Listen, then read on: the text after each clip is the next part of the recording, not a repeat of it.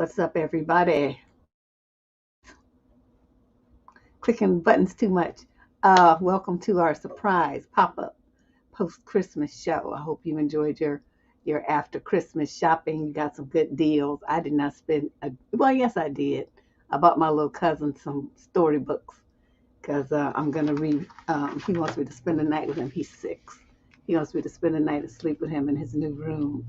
And so I told him I was going to get some storybooks so I could read him some stories while we're having our party. So that I did go online and buy some books today, but that's it. No more shopping for me. But I hope you guys all had a good Christmas. I posted some stuff up, a picture rather, of my host and hostess on the community wall. If you want to see that, they were so nice, and she even made special gumbo for people like me who could not eat seafood. So I mean, you look in the pot, you look at theirs with all the crab and shrimp and stuff, and look at the one that I had to eat that had just sausage and chicken in it. But she used the same, the flavor that was there anyway, so I didn't really mind. It was pretty good. It was fun. As you hear, I was kind of tired because all the laughing and screaming, they had me rolling. So I hope you guys had a good time with your folks too. But today's show is at the suggestion of one of the channel visitors. She says, Deb, can you do a show about this cohabitation thing and living together and what women do when, why they want to live with the guy. I forgot to change something. There we go. Why they live with the guy and what's the pros and cons.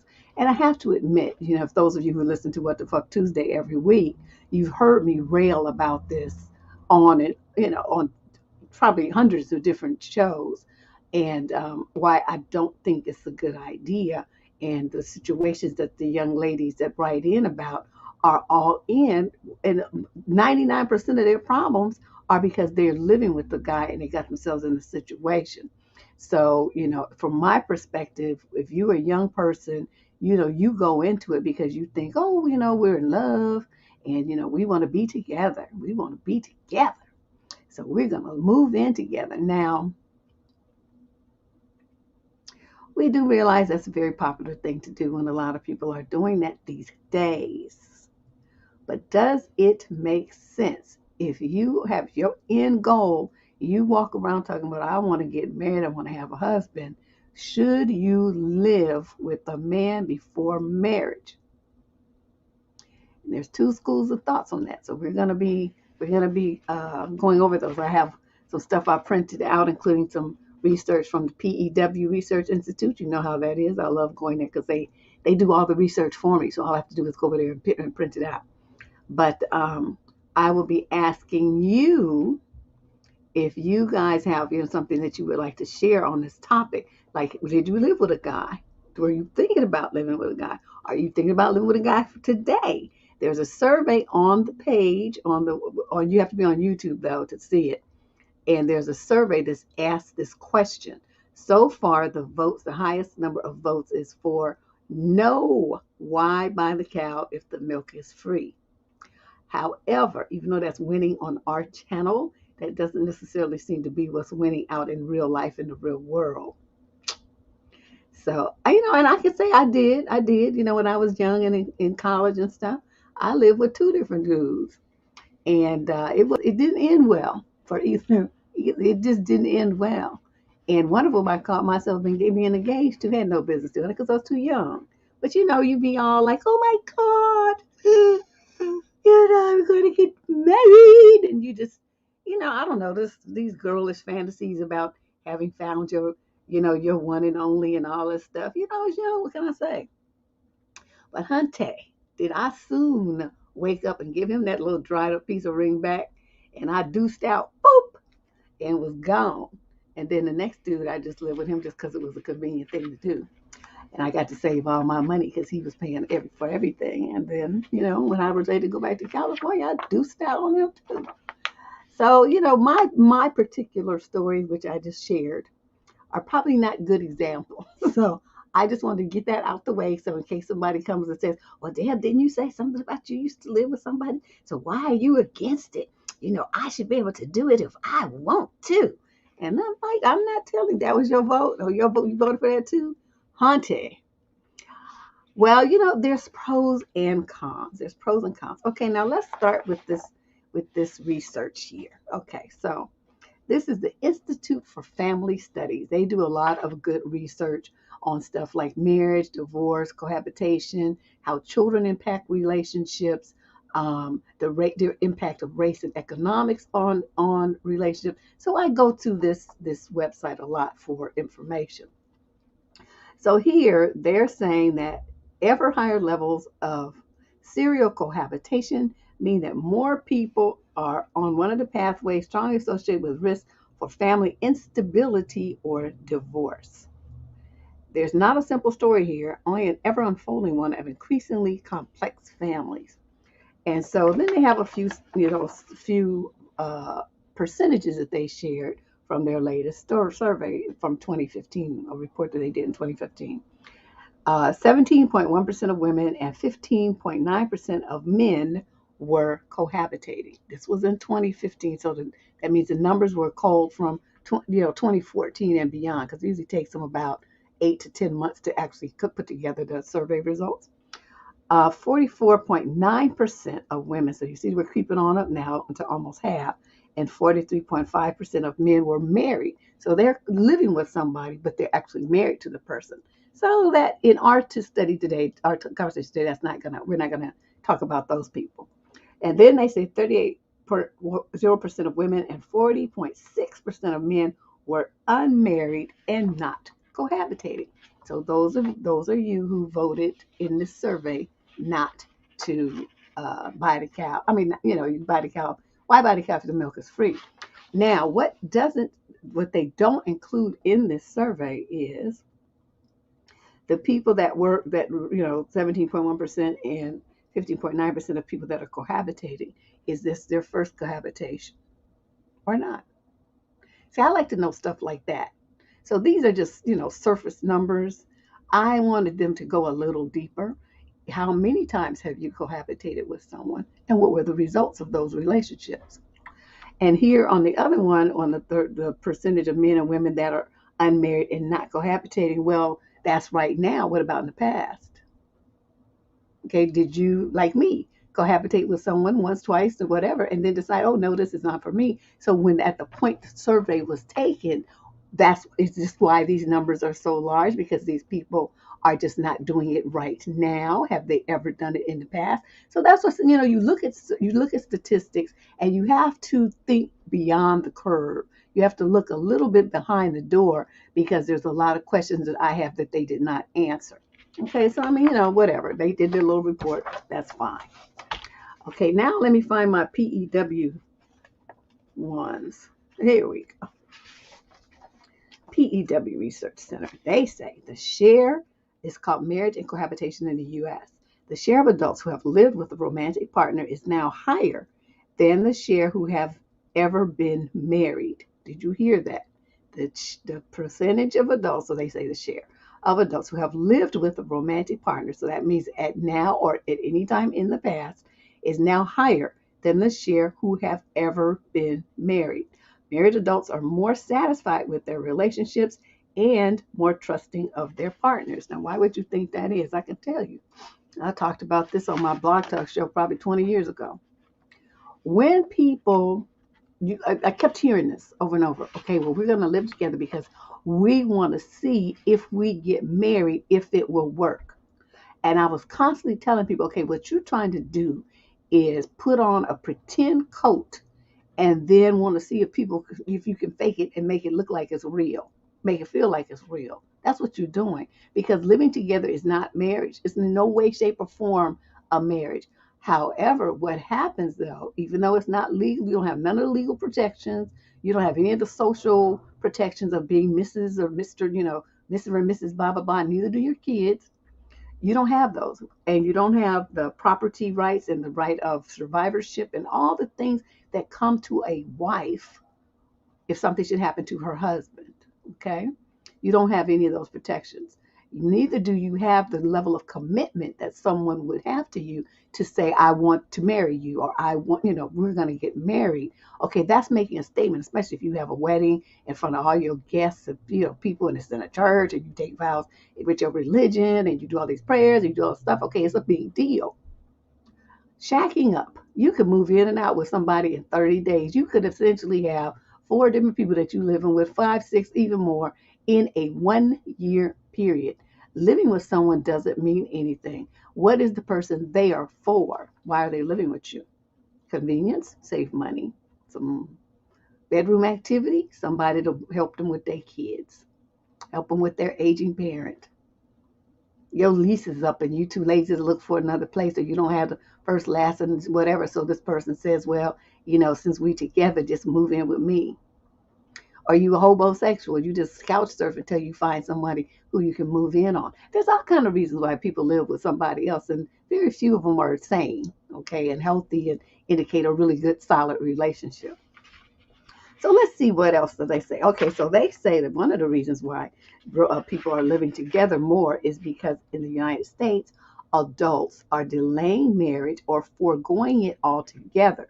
The share who have ever lived with an unmarried partner has been on the rise. Amid these changes, most Americans find cohabitation acceptable, even for couples who don't plan to get married, according to this new PEW Research Center survey. Even so, a narrow majority says the society is better off if couples in long-term relationships eventually get married. For the same reasons I said, the way our country is set up, in our laws of, estates and all, everything. It's better for you both. It's more protection for you if you're married, especially when you have children. I just think it makes no sense to have children, outside of marriage, because it just puts them in a very precarious position unless both parents are very conscious and very, conscientious about making sure that their children are provided for with legal documents that give them the same protections and coverages and benefits as someone who was married would get automatically. But you have to take the extra step to go to an attorney and have all these paperwork and things drawn up. But I guess if a parent is willing to do that, then their child wouldn't really suffer, in which case, no big deal. And it says older adults here. Well, okay, the share of U.S. adults who are currently married has declined modestly from 58% in 1995 to 53% at the time of which this was done, which was 2019. Okay. Older adults are more likely to see societal benefits in marriages. So, and they broke it down by age. The 50 to 64%, 50 to 64 age group, 55% said that they see, more benefit in marriage. And as the people got older, that a benefit, perceived benefit increased. So that's enough of that one. Let's move on to this other one.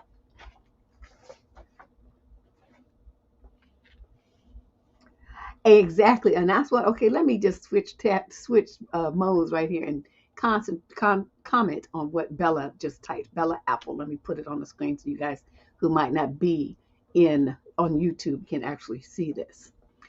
This is, to me, the perfect way to see what somebody's all about. Spend nights at their house, then let them spend nights at yours. You, by being observant, by asking the right questions, by creating the proper situations, can see everything that you need to see about somebody and whether you would move forward in a relationship with them towards, long-term commitment and marriage. See, she's like, I'm glad that I saw sides of him that made me change my mind about marrying him. This is what you do. Thank you, Bella, for typing that in. That is exactly what I was going to say. Why I don't feel like it's necessary. People say, well, I want to see, what it would be like if we were married. There's no such thing. But B, what you can do though is by spending like a week away with somebody, or a week or two, like if say they don't live in your general area, you go there and spend 2 or 3 weeks with them, and then you come back home. During that period of time, you should be able to see how they are. Are they a slob? Do they put too much load on you just because you're the female suddenly and you're in the house and suddenly they expected you to, take over like their mommy? And, are they throwing stuff around? How often do they bathe? What's going on with them? Do they have a whole bunch of old bills sitting around that are unpaid? Be observant. The thing about it is when people have those kind of relationships, what they tend to do is make it very romantic, right? So they don't see each other very much. So they spend all the time cooing and gooing at each other and in bed. Oh no, ladies, that's not your job. I mean, that's all cute and everything, but that's not what's going to make you to know that this guy is either a straight up clown, a partial clown, or somebody that you can really, move forward with. You have to stay focused. The focus is on screening him to make sure that he is the man that you need. Do not allow yourself to be love bombed into submission and thinking that everything's going to be okay because you in love. Those women who think that are just end up just looking crazy stupid when they, wake up and years later they got a couple of kids and a man who ain't about nothing. And he showed them all the signs of him not being about nothing. They just didn't want to pay attention to it because they was all, oh my God, he's so wonderful. We're going to get married. And they just focus on that instead of what kind of man that he is. Like, does he have a whole bunch of people running in and out the house? Does he like to stay in the street? Is he into, smoking certain substances that you're not necessarily into? Does he drink a lot more than you really thought that he did? Because he only drank socially with you because you don't really see him that much. But now that you were there with him for 2 or 3 weeks, you got to see exactly how much he's sucking down and how many bottles of Hennessy he goes through a week and stuff like that. Things that you need to be paying attention to. You have to pay attention to those kind of things. Is he hiding his phone? Is he corner cutting? Is he like, kind of whispering or taking calls outside? All these kind of things are things that you need to be paying attention to. What's under his bed? What's in the back of his closet? Exactly, riding switch. So many women don't though. Or even like, what's even worse is the ones who write here and say, well, yes, I see that that's a red flag, but remember the girl about the money box the other day? What was that show? That was what, Friday night, Thursday night, whenever that was, Christmas Eve, and that we did the show. And she was talking about, well, yes, I see that it's a red flag, but I don't want it to be a red flag. And I'm like, this man is stealing your money, chick. And she knew this before she moved into it. So we're with him, and of course he kept doing it. So these are the kind of things I'm talking about. You can see who he is. You don't have to live with him. You don't have to live with him. And then, unfortunately, by the time you move in with him, now your money's commingled. You buying animals together. You buying homes together. And then you're gonna have a situation where you realize that it's all stupid and you want out. And now you can't just get out that easily.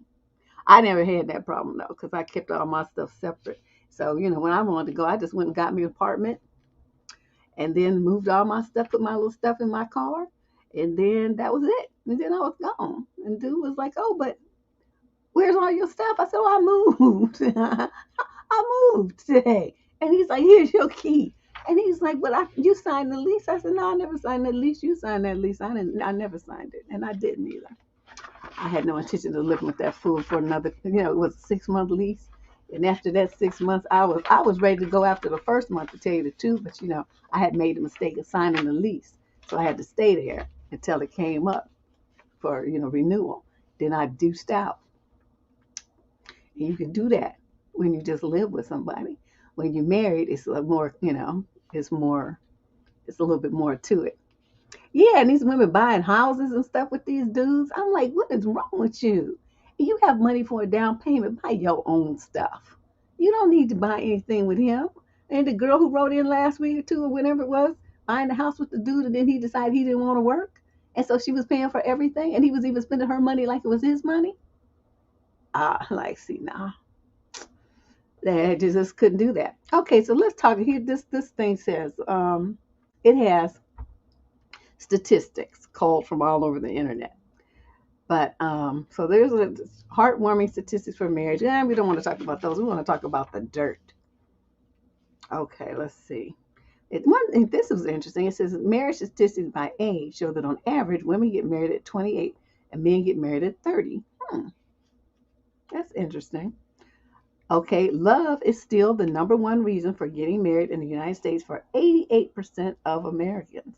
So that's 9 out of 10 state that love is an essential reason to get married. Making a lifelong commitment is a close second, 81%. And intimacy ranks third, 76%. People are getting married for intimacy. Can you believe that stupidity? I guess if you had that religious thing where you, yeah, I guess I could see that, but that would never be me. Because I ain't never had none that good that I would want to marry it just for that reason alone. The U.S. marriage statistics reveal that 48% of men get married after falling in love at first sight. Now, this is interesting. I done told y'all how men, they fall in love quick. So y'all, you women that haven't waiting around for 10 years, 5 years, 7 years, all this stuff for a man to propose, you just stupid. You just wasting all your time. Because if he really loved you and wanted to be with you, he would be making that move within the first year. Some of them within the first 3 or 4 months. They might not do it, but they're going to start putting things in place so that, but that's what that they want. There's no question in your mind that that's the end game. But, that doesn't mean that they're ready to do it this second.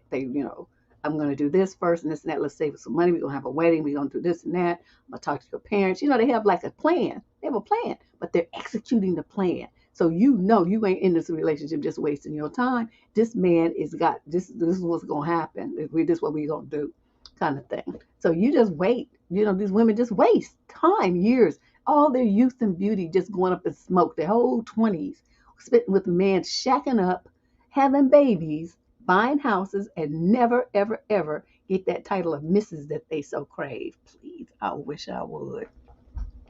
I mean, to me, personally, I'm not, necessarily a big fan of marriage, but I'm talking about women who want that. See, when you come here and you ask me, to help you get to whatever your goal is. You want to get divorced? I'll help you figure it out. You want to get out of an abusive marriage? I'm here to help you figure that out. You want to get something, find some resources that get some help with your children, your special needs kids, social services, what your insurance, whatever. I don't know, just whatever you need. I'm going to help you make that happen. Okay. So a woman who says, well, I want to have this boyfriend, but I want to get married. We talk about your relationship and we determine together if it makes sense for you to expect that from this individual or if you should make that dream come true elsewhere. Okay. But whatever it is, whatever your position is, whatever you want, it's about you. I will try to help you make that happen. So for me, that's why I never got remarried. I just had no further interest in it. I really wasn't that interested with him, which is why he had to ask 3 times. But I was glad that I did. It worked out really well. But I still had no interest in, finding anybody else and trying to do that instant replay of that. No interest. So women who want that, though, there's certain things that you should and should not do in handling your life and your relationships.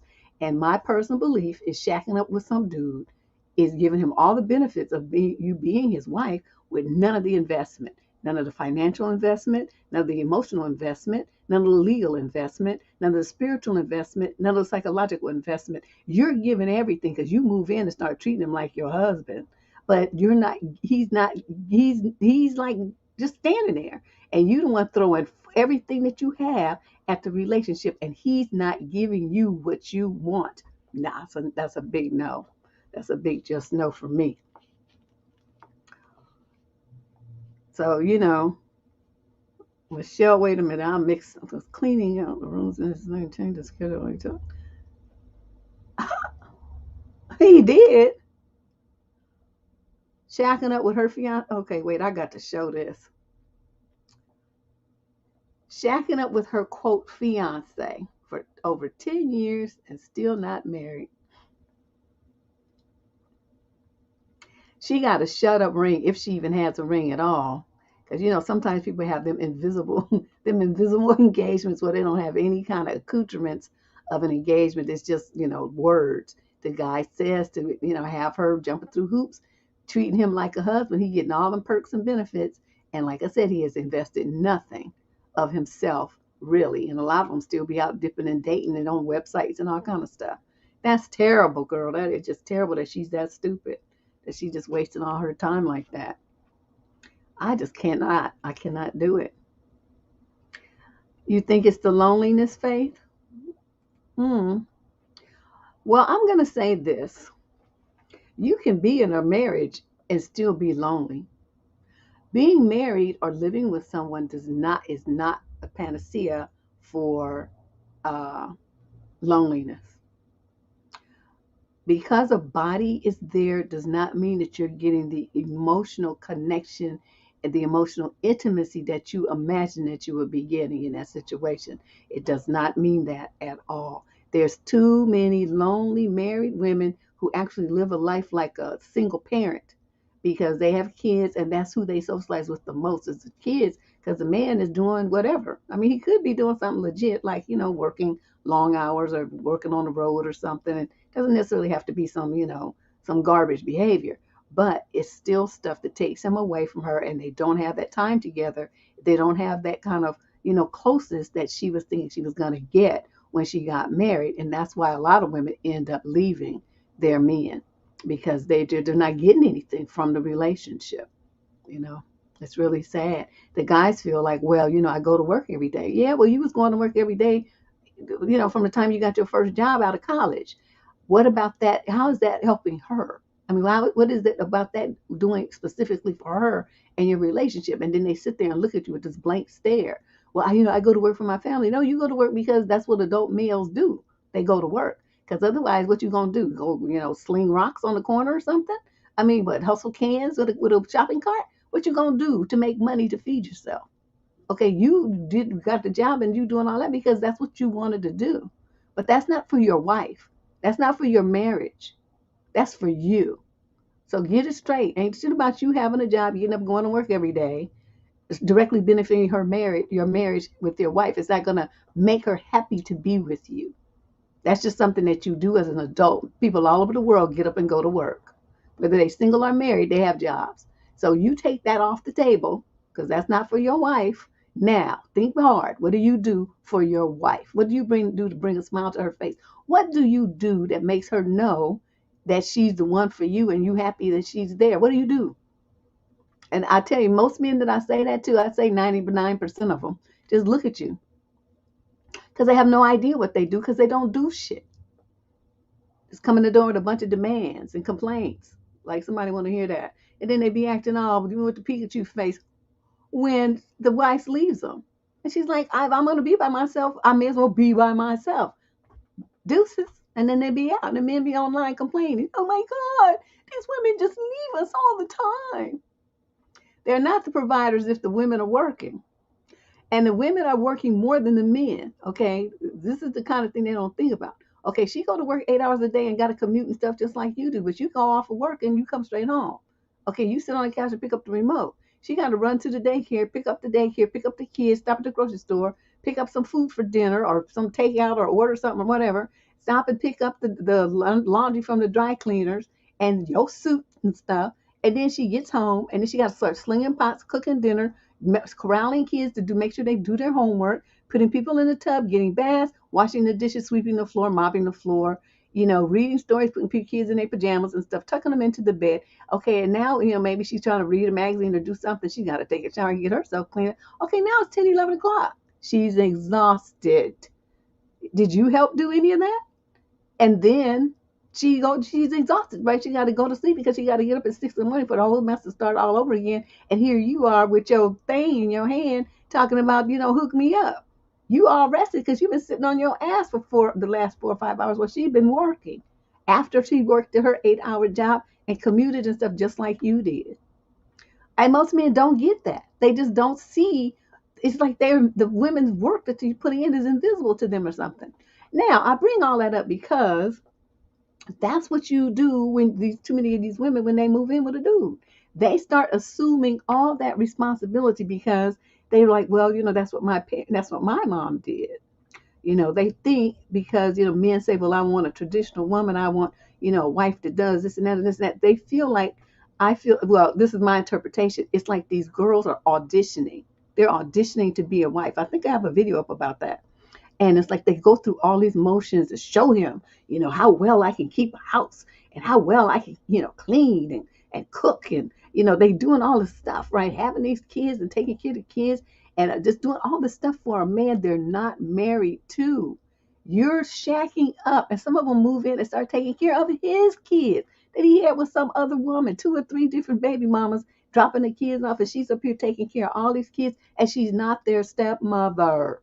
She has no legal, unless the people sign some documentation. She want to be taking the kids over and being left there with babysitting by herself. That is the legal risk that you should not be taking. You're not married to that man. You don't have no kind of power in that situation and no kind of authority to do anything if something happens to those kids and they need medical treatment or something. You don't have it.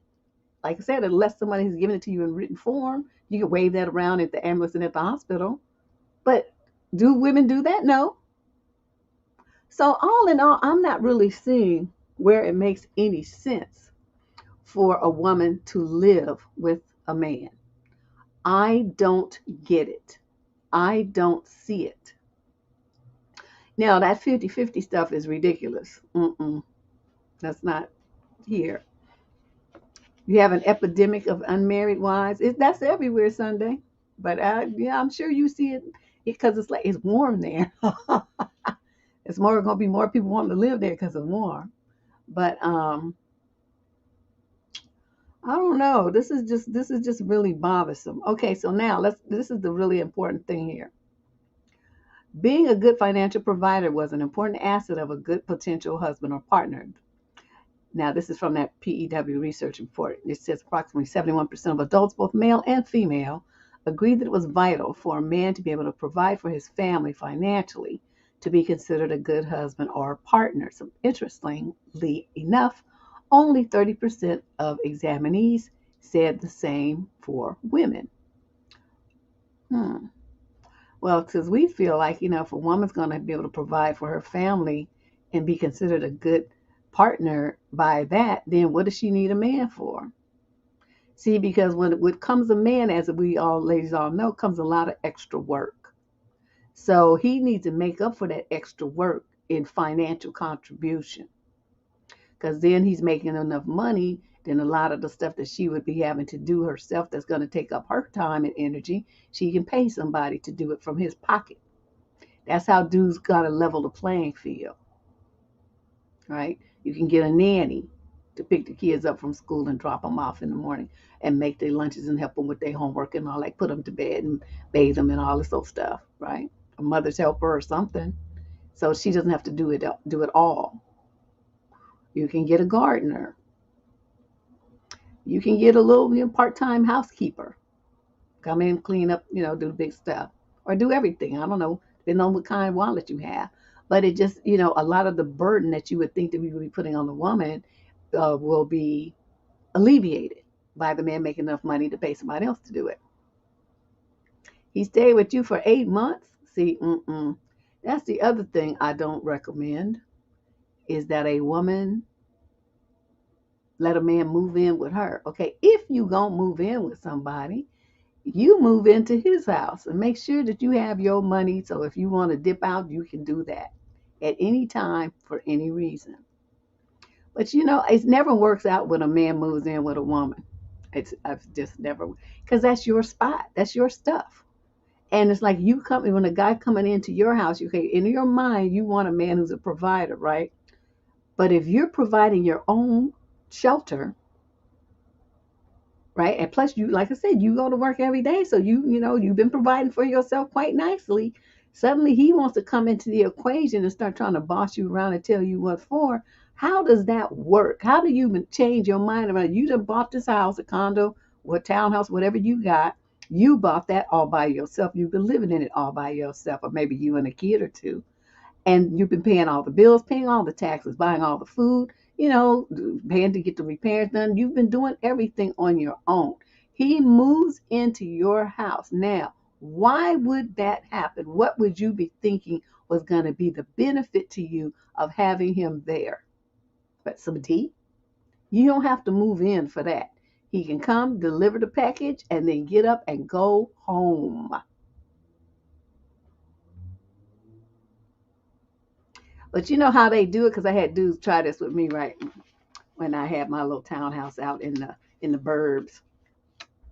He came to my house, right? This little dusty monger, little.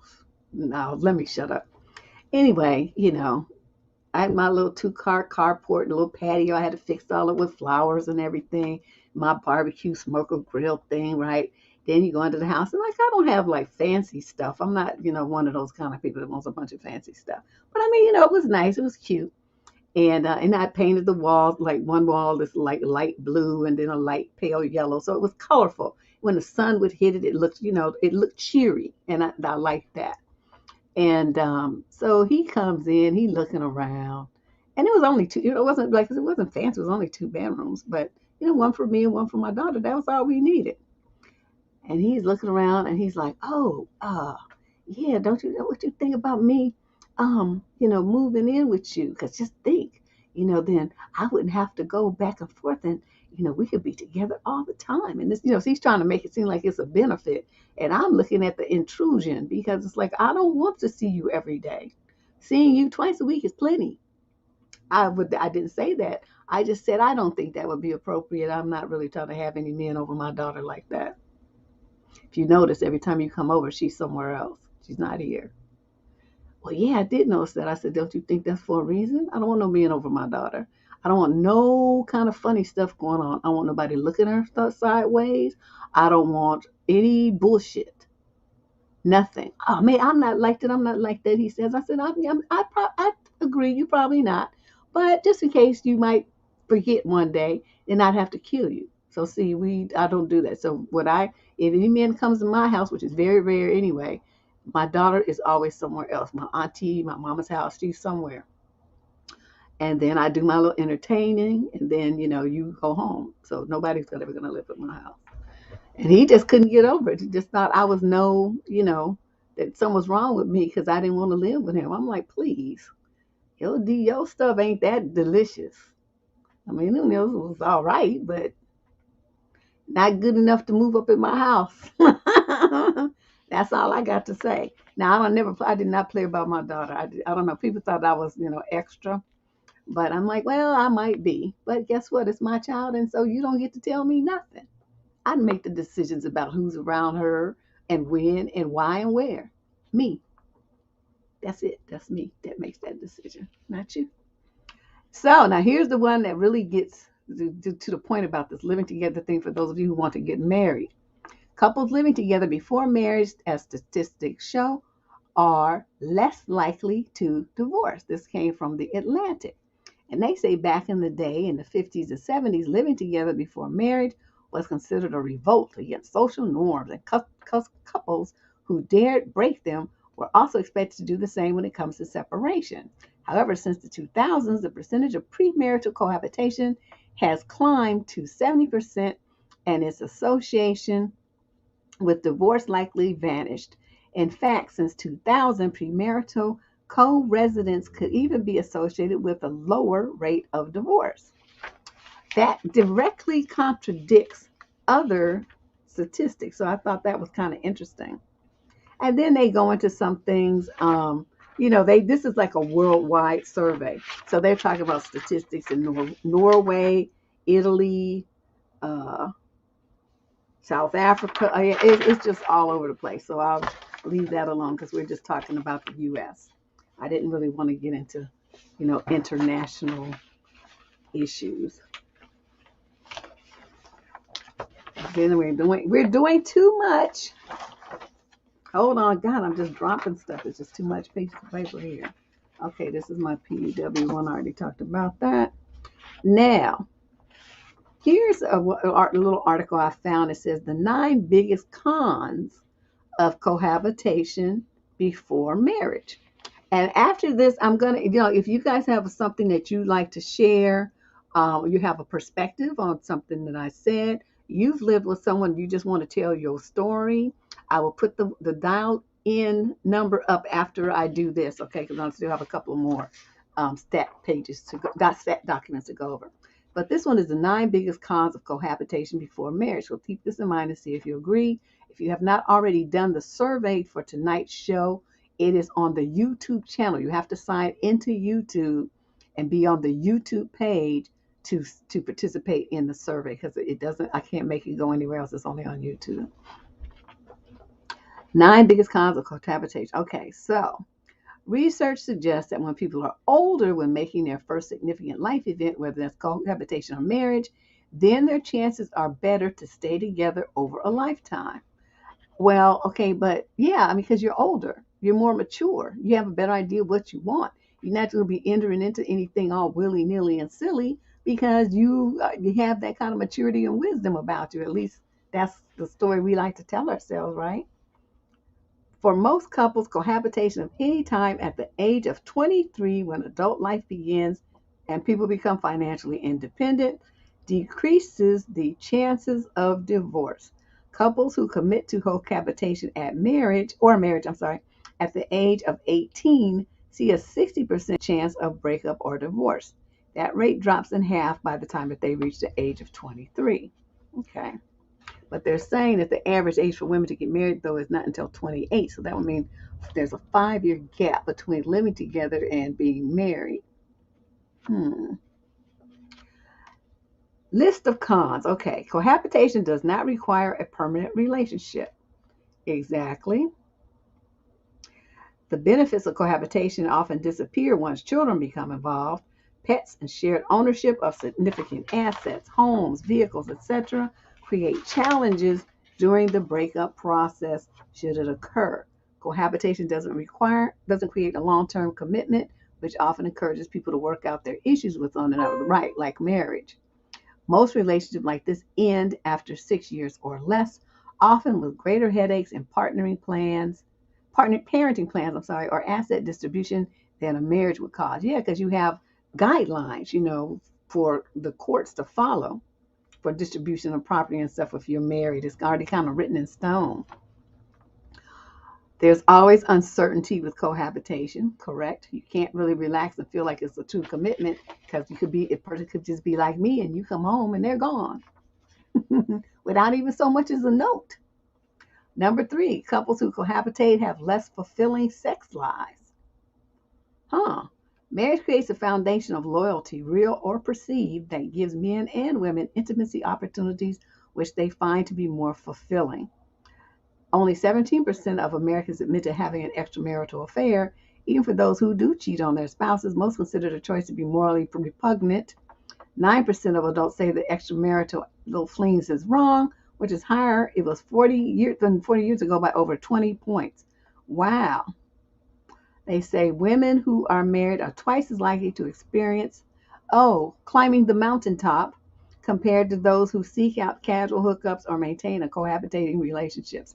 And we know that's true because a woman has to be comfortable and feel relaxed and trusting in most instances before you really let loose like that.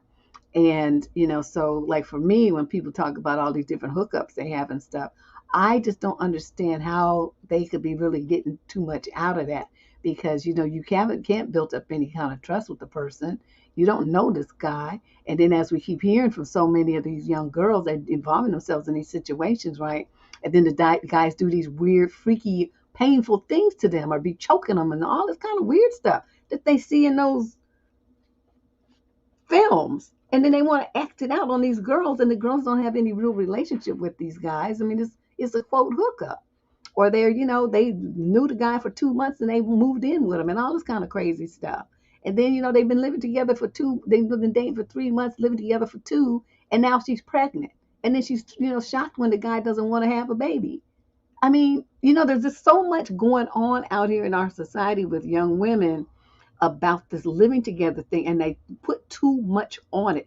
It's just too much. And I think this idea that the channel visitor had to discuss this was a really good one. So that's why I scheduled it for today before I got busy.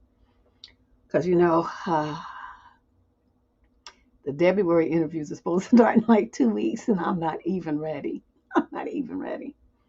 Okay, so number 4, cohabiting isn't a guarantee that marriage is going to have happen. It says about half the couples who decide to live together will eventually get married. Even though 54% of first marriages from 1990 to 1994 began with living together, it's more stressful for the average person than being married.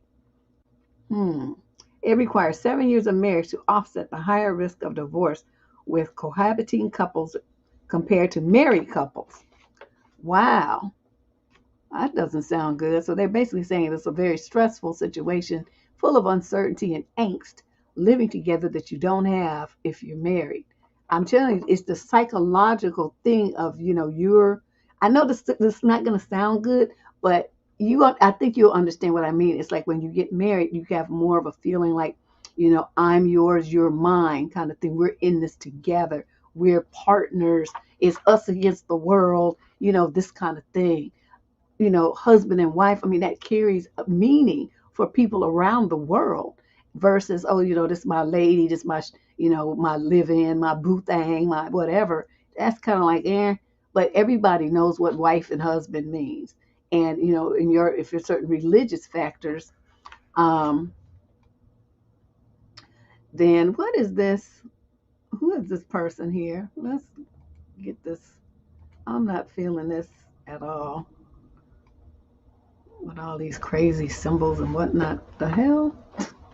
Anyway, also this one, cohabiting couples earn less money than married couples. Now, you know, we know socially that married men get opportunities that single men don't necessarily, because there's a certain kind of circle that the married people, couples will be invited to, that they'll roll in, certain events that they'll be invited to that single people won't, or it's going to create drama. It's just different. Oh, is that what that was? Okay, well, they're out of here now, I think. Um, and they'll invite, oh, you and the missus come here and that. And if you got a guy who's very high powered, and you, even if you're a younger guy, you having your wife is not going to trigger as much insecurity in, of say, maybe a woman who's not, a little older and not that attractive or whatever. Even if your wife is young and beautiful, the fact that it's your wife and just not the girlfriend of the week is going to calm her down. And in those powerful men, their wives are in their ears. So if the wife is uncomfortable or doesn't want your girlfriend around because your girlfriend don't know how to act, or she too flashy, or her clothes are too low cut, or she doesn't look like a married woman in the corporate world, then you're not gonna get. We already know, Cherry, the person's gone. Um, we you just don't. You won't get those opportunities. Cherry, can you erase that, please? Erase that. We already took care of it. So, these are things to consider. Like I put a picture of my little cousin and his wife. I mean, well, she's my cousin and her husband. They're only in their early 30s, and they're doing. I mean, like a bank. She's a manager, and he's like a VP, and they just got this wonderful new house. It's 5 bedrooms, and they already have another property. I mean, they are balling and doing so well. But the two of them are like a well-oiled machine. They've been together since they met in college. And he quiet as kept. He told me when he first met her, he couldn't stand her. I said, "Oh, it was bound for y'all to be in love, then you just didn't know." But I'm just saying, this is the kind of thing that young men don't understand the value of going into. You trying to come up in corporate America, get married. And not only that, get a wife that got some sense. So she knows how to put on like a dinner party. She knows how to make you look good. She presents herself with class. Then that way your 60-year-old boss's 50 something year old wife, even though you guys are only in your 30s, will welcome you into their social circle, welcome you into the position that he might have was looking at for his son-in-law, but is not qualified. So he gives it to you because you're like a son to him. He respects how you roll. There's so much more to the social status of marriage. The more higher you climb. Did you notice that? All the people who are at the top, they are married. They might be getting a divorce, but they were married. Okay? And they got remarried pretty quick. That's how those things go. So think about that. Are you people talking about, well, I don't really want to be married. Mm, exactly. How, no, she's educated. She knows how to have a conversation. She's fun. She can, has a good sense of humor. She knows how to cook. She knows how to, or, which caterers are the good ones. She has a taste in art. All these kind of things are important when you are trying to come up in corporate America. And plus, a lot of these guys don't even know how to, I mean, they don't even know how to host an event. They don't have any kind of skills in that direction. Even if you're just going to host a card game or a poker night, they don't even know how to do that. They don't. They just play video games all the time by themselves. What corporate person up at the top plays video games? Learn how to do something else that is like a group thing, that you can do with the men at the top if you want to become one of them. Golfing, tennis, poker, that kind of stuff. That's what they do. So yeah, but and it's like, but as a man, you have to look at that, like, you're getting a partner. How does your partner represent you, and what are they doing? So all of that really matters. And so then it says cohabit. Okay, they earn less money than married couples. It says spouses do not pay an estate tax. Most married couples save on their taxes by filing jointly. Married couples can gift money to one another with limited consequences and tax penalties. Medicare, Social Security, and veterans benefits transfer to spouses. So your husband dies, you get his Social Security check, you get his veteran benefits, you get his Medicare benefits. You get that. You don't get that when you a baby mama or a shack up. And it doesn't matter how many years you've been with them or how many kids you've had. You don't get those. Health insurance costs are lower for married couples compared to cohabiting couples because you're two single people. These are all things that I think people don't think about, you know. And there's nothing worse than you have a couple, right, who's been living together. They bought a house, they bought vehicles, they bought this and that, right? Okay, say the guy, well, no, he doesn't even have to have been previously married, but I've heard of some cases where he was previously married, never actually got a divorce. Oh, in the second that he croaks, his estranged wife, even though he'd been away from her for 20 years, and with the woman, he's done that, got a couple of kids with the new lady, all the stuff. The ex-wife will roll in there because guess who's under the law? She's still a wife. She gonna take everything, and it won't be nothing you could say as that baby mama live-in person. You don't have any rights to anything unless he's taken the time to you guys, got some of your documents in order, which most, I'm sorry to say, black folks just don't do. Okay, don't take care of business. You just living just shacking up. Okay, number 6, it doesn't change the trauma of separation. That's true. Divorce is bad. Breaking up is bad. You know, it says although infidelity is the top reason for all relationships to end, partners who have outbursts of anger or rage don't make their relationships a priority or prioritize selfishness, which will cause breakups as well. Cohabiting couples can hide these issues just as well as a married couple. Well, that's true. We get a lot of advices, letters that say that. Cohabitation agreements have limited value in the court system. Yep. Married couples are always presumed to be the legal child of a spouse unless evidence is presented to suggest otherwise. That's how married men get tapped for paying child support. Then later, 10 years later, they do a blood test or try to donate an organ and find out that the kid is not even there. And then it creates problems. But, under the law, you've been supporting the kid all the time. That's your baby.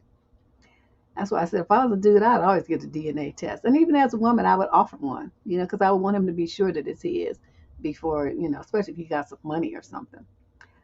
Number 8, if you're cohabiting, you must take extra steps to secure your estate. All the stuff I was just explaining to you, under the law, it's automatic.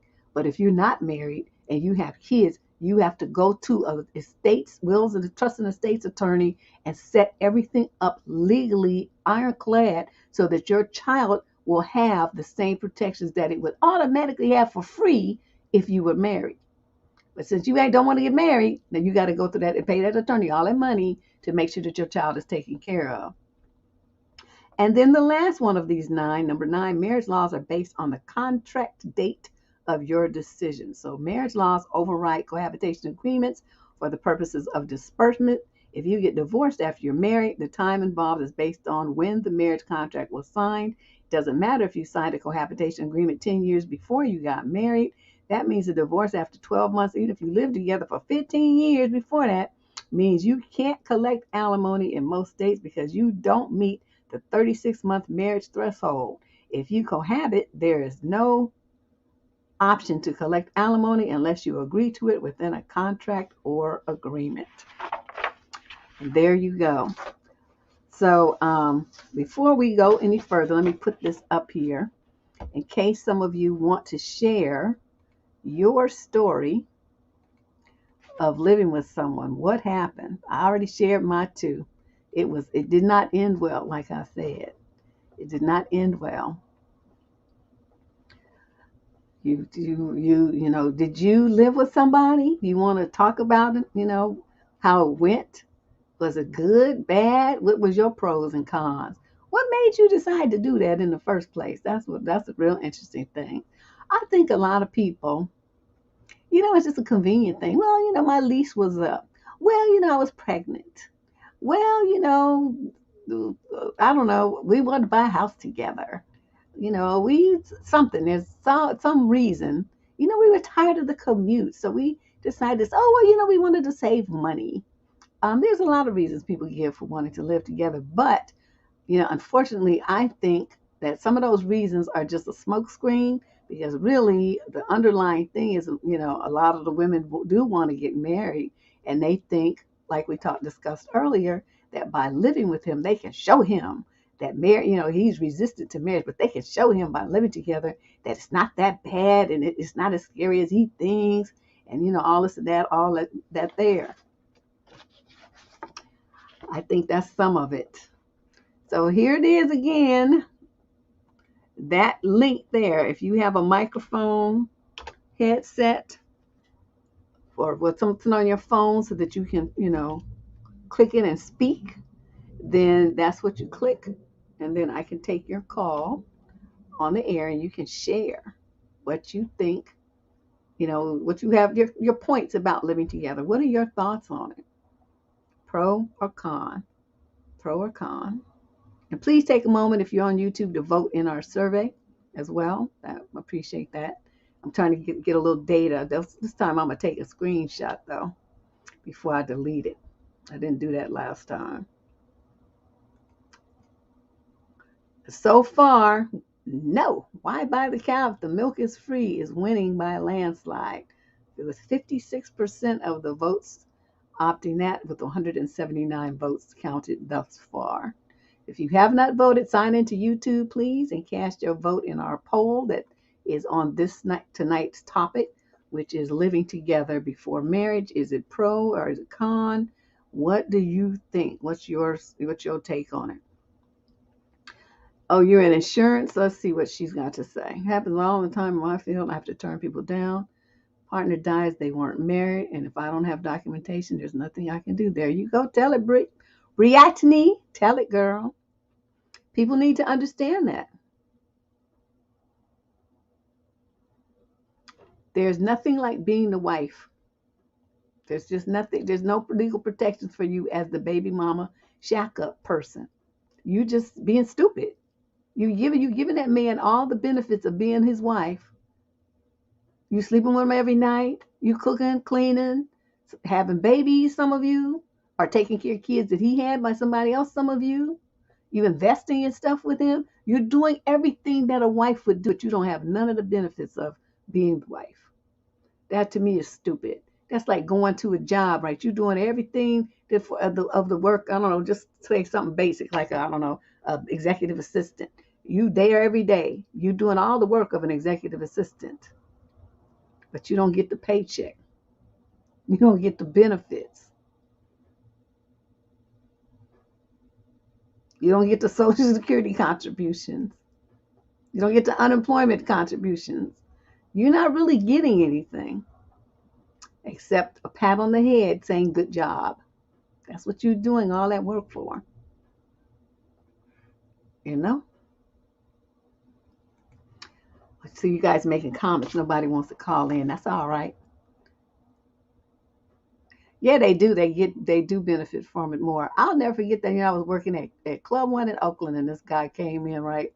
And I used to do like when you have floor trainer hours, we shift hours. We have to do like the new member orientations and stuff like that.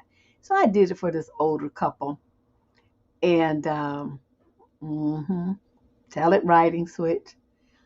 I will never forget. They were probably in their 50s or something at that time, late 50s, early 60s. And I was talking to them. I said, "Oh, you guys look pretty happy. And how long have you been together?" "Oh, yeah, we've been married like 20, 30 years or something." I forgot what he said. Some ancient time was like as old as I was. Yeah, it must have been 30 years. And then he was like, "Yeah, but it's so great. If I had known it was going to be this great, I would have got married early." He said that to me. And I just looked at him. This is an old white couple.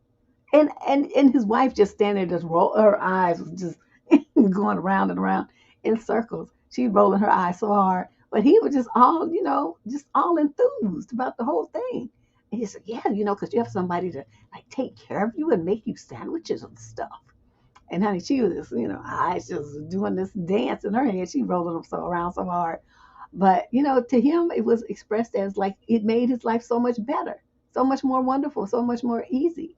And she just didn't say a word though. She never said anything, to him to check him or anything like that. She was just standing behind him, just rolling her eyes away, and I could see her, past him. Mm-hmm. You let them stay on your couch, I'll make them go home. Like, go to your house. You ain't house staying in my house and I'm not here. You're supposed to be here to see me, not my couch. Get up, get out.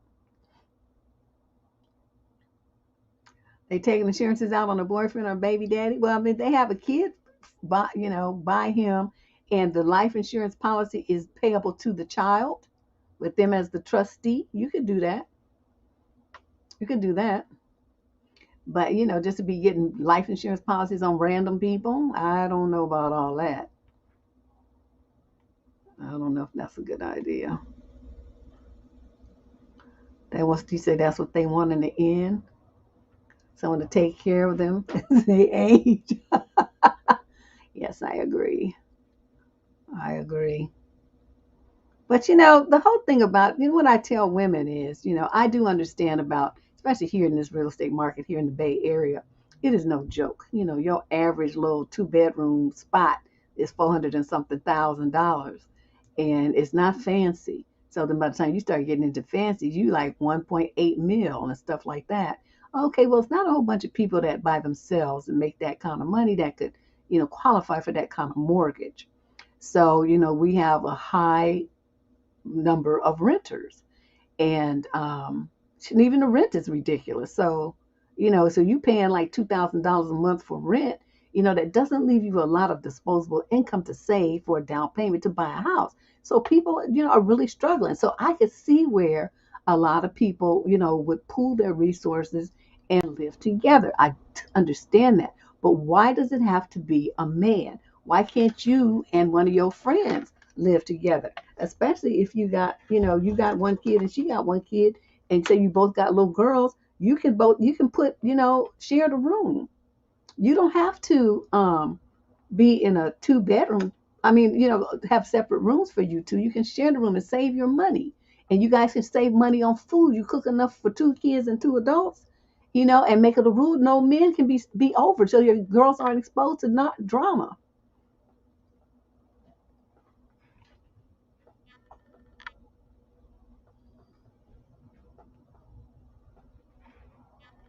Hold on one second.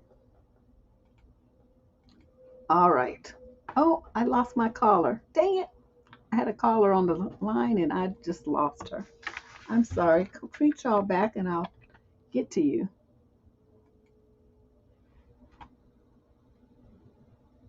Okay, that's the number, the link rather, for to reach to back channel. Okay, let me get beautiful orchid. Just unmute your side mic and you can start talking. There you are. Hi. Wait, I got Hi. two things going at one time. Okay. Hello, can you hear me? Mhm. Okay. I I'm in the only after being engaged group. Okay. So I got engaged and this was about um 2018. Okay. December 2018, I think I got engaged. Um or January 2019. So he moved in. I knew we were getting engaged. We already had a date, which is key. That's what I think. Like, not these people that are getting engaged and you don't have a date for the wedding. Like, we had a date, we had a venue picked out, we had put down deposits, we got engaged, and then we he moved into my place because he had been like renting with his friend, like he had a roommate or whatever. So then um he moved into my house, and then I saw that he was um, basically a narcissist, and then we broke up and ended the engagement. But I'm thankful that he did move in because it let me see more facets and sides of him that I wasn't seeing by just dating. Because I would never spend the night at his place because he had a roommate and it was like a gross bachelor pad, and I didn't want to be over there. So Okay, yeah, that by moving description in just together, icked I did me out. say him. Huh? I said that description just made me get the ickies. I know. So like I would never like wanna, oh, I'm gonna stay at his house all weekend and see like more sides of him. Like I didn't want to be over there. So did he ever spend like a week or two at your place with you prior to you guys becoming engaged? No, he never. Oh, we did go on one vacation together, but no, we never had opportunities to just like be at each other's places for extended periods of time like that.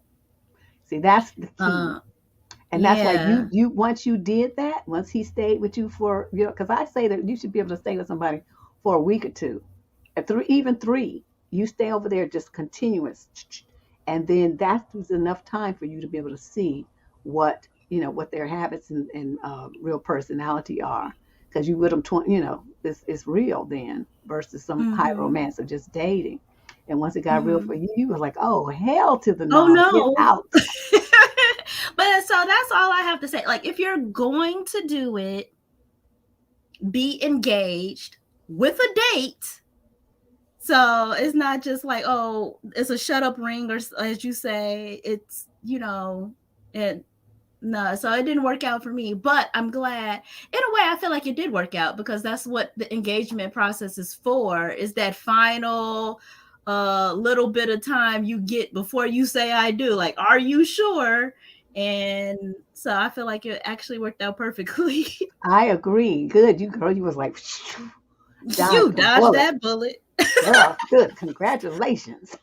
Thank you. You're welcome. Well, that's all I had to say. Thank you for your work. Okay, And thanks a lot. I'll go And back on we mute headed now. into Happy New Year. Happy New Year! Okay, talk to you later. Okay, anyone else will have a comment to make? Anyone else want to make a comment? Here's the link. I saw somebody saying who said something about the Japanese guy. I just tell I'm still telling you that Japanese guy I dated for that whole summer. What about 5 months? Was still the best guy that I've ever dated. I have to say to this day. Okay. She said she got engaged after a long distance relationship. Yeah, you wouldn't get to spend enough time with dude. After he moved in, his hygiene habits were gross. He would take showers and put the same underwear and socks on. And men's underwear just don't be fresh. No. Okay, Mina. I would have ran from that too. A hush ring is the same thing as a shut up ring. I would imagine. I mean, I don't know. I've never heard that term. I call them a shut up ring because basically it gets a woman to shut up about wanting to get married.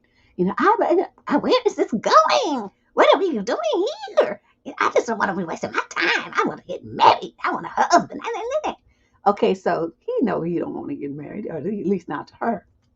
But he likes the, convenience of her being around. She's a good cook. The bedroom action is on hitting. He whatever. I mean, he's getting whatever he needs out the situation without making that legal tie to her, right? He still got the flexibility to dip and roll.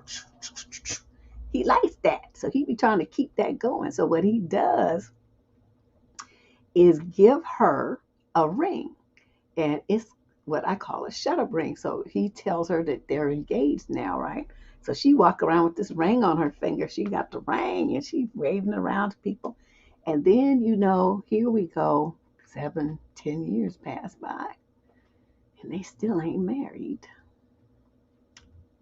So that's why I say that's a shut up ring. But I'm imagining that a hush ring and a shut up ring are probably about this one and the same thing. So that's what I would think. Oh my God, no! What Winning just typed. I'm just so grossed out right now. Oh, you poor ladies be putting up with so much. Anybody else want to share a story about living together? Here's the thing. That's the link. Just hit that call in, hit it and it'll put you into the backstage here. I can make your mic hot and then you can share your story. Yeah, they don't want to do that, but they sure be having all kind of demands on you, don't they? Judging by the letters that we get for the advice column, they have all the demands of a husband, if not more. And then, want to be talking about what you need to do. No, I don't need to do nothing because I'm single. I'm telling you, I'm like my thing, even walking down the aisle, he's right there, and you about to say I do, you still single in that moment while you're still walking down the aisle. So living with somebody you don't have, that ain't nothing. And women get confused. They be just like confused and thinking, but we do everything like a married couple. But you're not a married couple. You're not one though. Just remember that. I'll never forget that movie, The Runaway Bride, and how she would dip out. You know why she could do that? Because she was single. Oh, there she is. She's back. So Celestia, just turn your camera off. You guys are just audio only. You're audio only. So while you do that, let me get Diana on here. Unmute yourself, Diana. Hi, Deb. What's up? Hi. I had moved in with a boyfriend one time in my life. It was fine. Everything was nice. We both paid half of the mortgage and all that stuff because he had a house that his mom helped him buy. It was all cool for like maybe 3 or 4 years till he let his dusty nephews move in. And then they started letting their friends move in, and they thought I was gonna be cooking and cleaning and just paying the bills, and they didn't help pay. Girl, that was the last time I moved out. Like 6 months later, and I never lived Wow. with another man ever again. He was stupid. It was stupid because they weren't help doing anything and they weren't working regular jobs. Everybody was trying to be in the studio making music, if that makes sense. I'm like, Oh, not that nope, tyrant. nope. But that was my tale. I just wanted to share it. But I never lived Okay. with another man ever again. So I understand. that was it. Happy Okay. holidays, Miss Deb, Same to and you. thank you for all you do. Okay. Bye Bye bye. bye. Well, what happened to Celestia? I lost her again. Okay, style by Chrissy. Just unmute your mic. Hi, There how we are go. you? I'm fine. What's happening? What's your sad tale?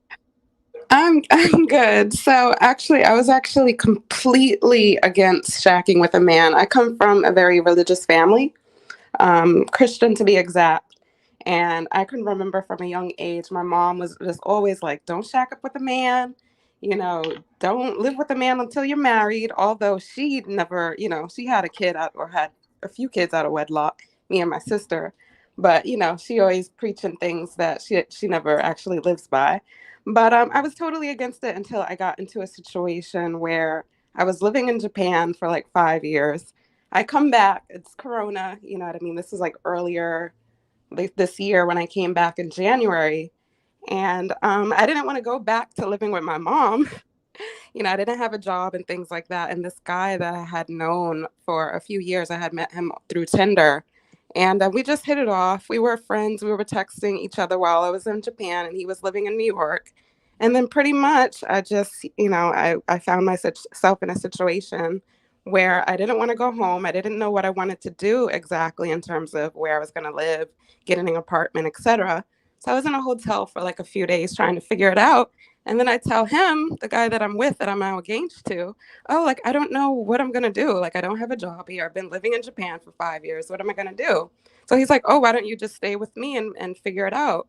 So a few days turned into a few weeks turned into a few months. And then pretty much after being with him, shacking with him for the past several months, I got engaged 2 weeks ago. So I don't know. I think shacking is not horrible now that I've actually had this experience for the first time and it ended in this way. But I think Well, that you see, should wait, never. that's a special circumstance. Like, wait, we got to rewind. Yeah, it was not First of intentional. I all, promise. yeah, okay. First of all, dude saw opportunity. Now, you might not see it that way, but he already had designs. That's why he was so quick to be like, yeah, come on over here, little flower girl. Yeah, See, yeah, so once you were there, he was able to work his magic, and then bam, boom, bam. Now you're gonna be Mrs. Whoever.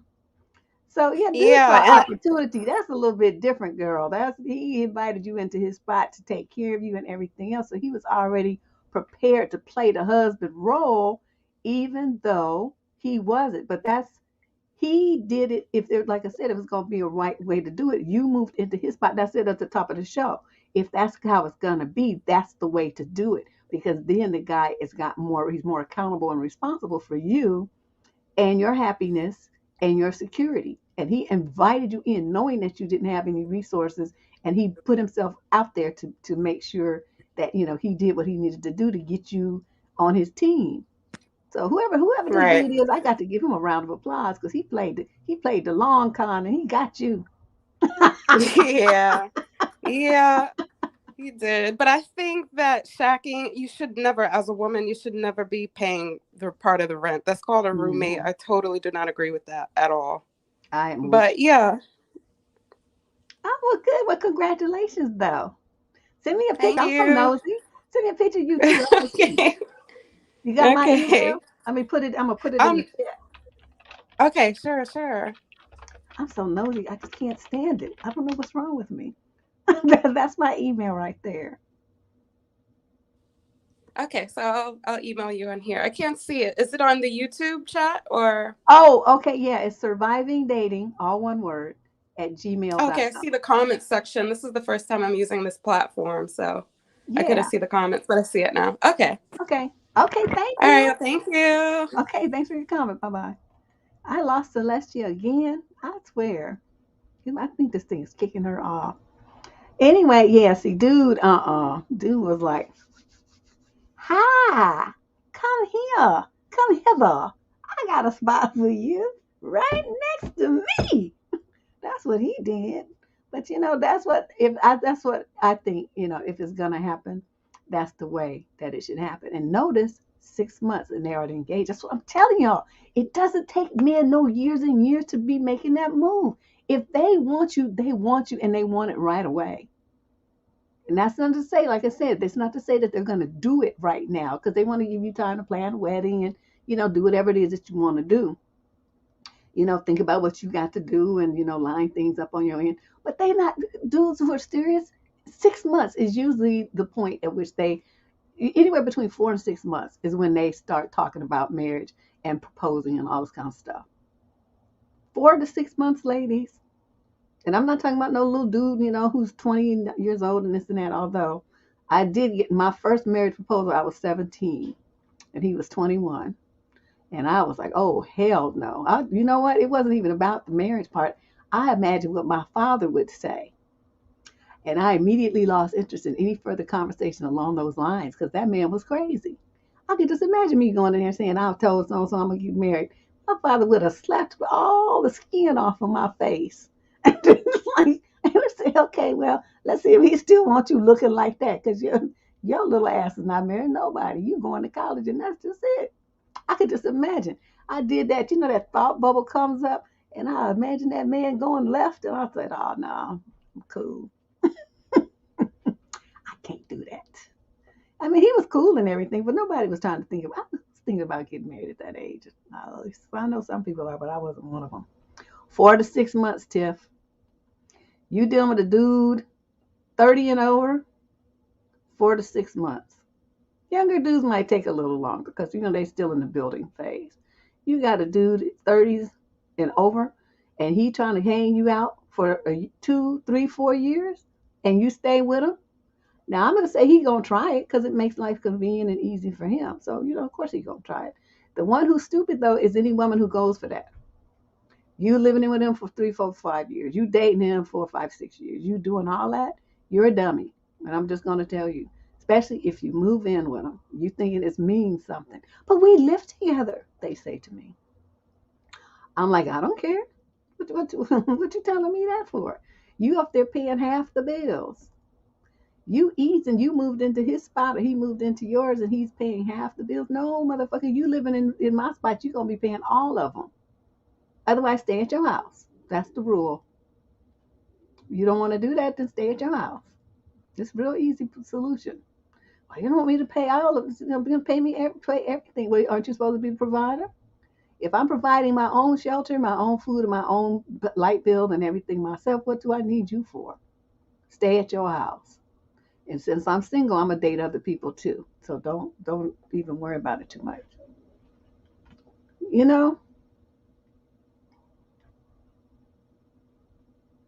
Yes, we do say a lot about dating for all them years. I'm not saying don't be doing all that. Kiki, what's up, Hey, girl? hey, you can hear me? We always hear everybody. I mean, everybody always says that. But I hear you fine. Oh, I just clicked on. It usually take a minute. No, but I'm sitting up here. I'm just You was definitely already listening. ready. Yeah, I just had I have a quick story with a supervisor I had. I'm just making a little general conversation with him, and I was like, and he was talking about him just getting married, and I was like, okay, talk about your wedding. I was like, what y'all having at this? And he said, oh, we just went to the courthouse or whatever. I said, okay, or whatever like that. And no, it was about to be Valentine's Day, and then I was like, what are y'all about to do for what y'all do for Valentine's Day? You and your wife? And he said, I paid the bills. I just looked and I just smiled and I paused and I was like, oh, how long have y'all been married? He said, oh, we only been married. It wasn't even a year yet. And I said, well, how long y'all been together? He said 25 years. I was like, oh, that explains I'm like, paying bills? I'm like, I just thought you supposed to pay bills. But it was just like, for him, it was like, it's nothing extra. Oh, he is Paying bills. That's what he did for Valentine's Day of his wife. They've been married less than a year, but they've been together for 25 years, have grown sons and stuff. And that was his Valentine's Days that he paid the bills that he's supposed to do anyway. I was like, okay. I was like, all right. Yeah, it's an older gentleman in his mid 50s, and I was just like, I didn't say too much to him after that. It wouldn't, like I said, but the thing about it was, I noticed it, even in his style of work, everything was just, he was my supervisor, but everything was just enough to get by. It was nothing. He don't do nothing extra, not for the women, himself, his career, nothing. Yeah, she waited 25 years for that. Yep. Mm-hmm. Well, So, yeah. I thought that was kind of sad, but she finally got it though. But I was like, okay, but she not gonna get no Valentine's Day. That's too much. Yeah, that's going over. I got your ring and I paid the bill. Yeah. That's it. Girl, yeah, that was it. Thanks for sharing that. All right, have a good one. You too. Bye. Child, can you believe it? So let me go get my absolute. Girl, you're gonna need a couple of shots after all this dust. Yeah, Dusties get older, but they don't never get less dusty. But I love that comment that I showed on the screen. Let me do it again because it was just too funny. Letting it a Daquavius live in your place. Oh, that shit is rich. I just think Daquavius. Oh my goodness, where you come up with that name? That is hilarious. Yeah, yeah, it's time. You're right. It's time to activate hefty bags. I don't know, you guys, but let me go over. Let's see, what are my last paperworks here? But then we'll close everything out. Um, so then, when you start talking about living together,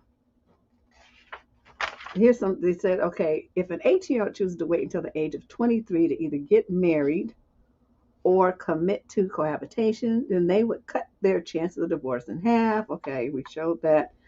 In the 2012 census, that shows there were 7.8 million couples that were living together in the U.S. without getting married, which was more than 5 million couples than 1996 data showed.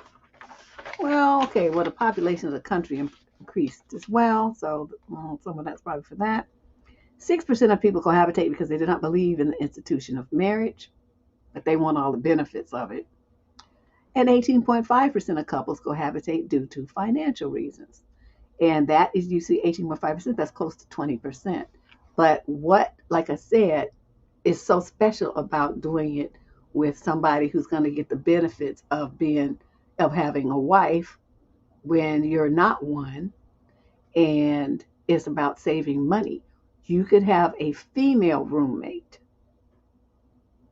right? The whole idea is to split expenses, not to create a situation where you're providing creature comfort for some man like you're his wife, but you're not. I really want women to, to rethink this convenience that you're offering. On my blog, survivingdating.com, is an old article that I wrote called Relationships of Convenience. I wrote it back in the 90s, and it's never changed. Nothing has changed. These relationships where the woman is feeling like she's committing to something and it's meaningful. In reality, she's just setting herself up to be used by this guy. And the women are thinking that they're loving this love and commitment, and it doesn't mean something. I would never, ever, ever recommend it. Like I said, earlier, some of you may have missed that. The main thing is, before you commit to marrying somebody, you have to set up situations where you spend maybe 2 to 3 weeks together with them, either at their place, at a vacation, at your house, something. You need to be with them over a extended period of time, 24 hours a day, not just a couple of hours date.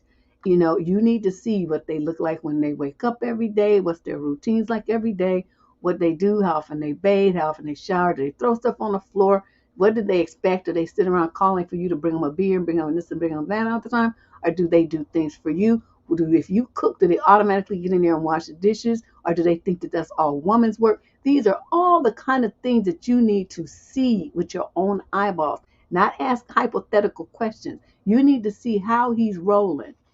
And if that's something that you want to live with for the next, well, in conception, it's the rest of your life. That's when people take vows for it, right? Till death do us part. But in reality, it's probably more like 5 to 7 years. But still, it's a long time that you're looking at being with this person. Can you stand this individual? How, what's their sanitation habits like? Are they really gross? Who is this individual? Um, so in this section where it says, is cohabitation toxic for marriage? In 2007 survey, it showed that only 27% of Americans disapproved of cohabitation before marriage. For couples that were married in 2012, more than 67% of them spent at least 2 years together in cohabitation before taking their vows. That's a lot. So that's almost 2/3. I mean, yeah. Well, that's more than 2/3. On average, when encompassing data from over 4 decades of study on cohabitation, it is estimated that those who get married face a 33% greater risk of divorce than couples who choose alternative living arrangements. So see, that's a direct contradiction to that other study where they said that if you live together first, that you're less likely to get divorced. Well, but everything I've seen, that does like a long-term review of marriage and who live together, it all comes to the same conclusions that it's, between 25 and 35% higher rate of divorce. Because from living together to getting married, even though people try to say that living together is like a quote trial marriage, it's not at all. It's not the same. Your mentality about being a husband and wife changes the relationship. More than 60% of Americans see cohabitation as one of the first steps toward marriage instead of an alternative to it. 1 out of every 5 women who commit to cohabitation for the first time become pregnant within the first 12 months of their decision. That's 20%. So now you stuck. So having a baby with some dusty that don't even want to marry you. And so you're going to continue to be living with them and a baby mama.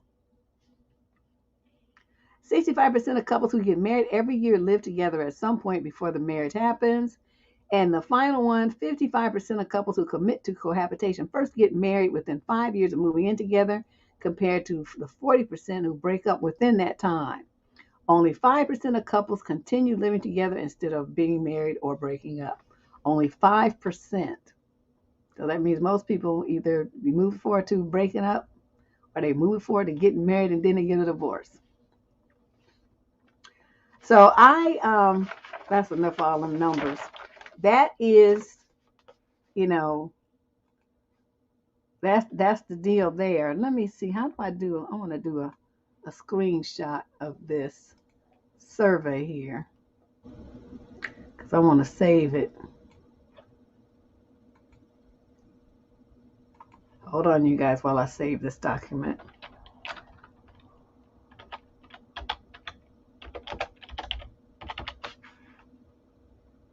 So I can put it up on the community wall.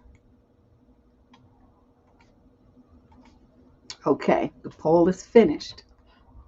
All right, so that's what I have to say, and I just wanted to thank everybody for contributing their thoughts on this topic. I think it's an important one because so many young girls feel like this is a milestone in the relationship, right? First you date, or you meet the guy, then you date the guy, and then you move in together, and then marriage or whatever down the road. But it seems like today it's like you're living together, and here come the babies, and then come buying the house, and then comes the marriage, the way that they're doing things.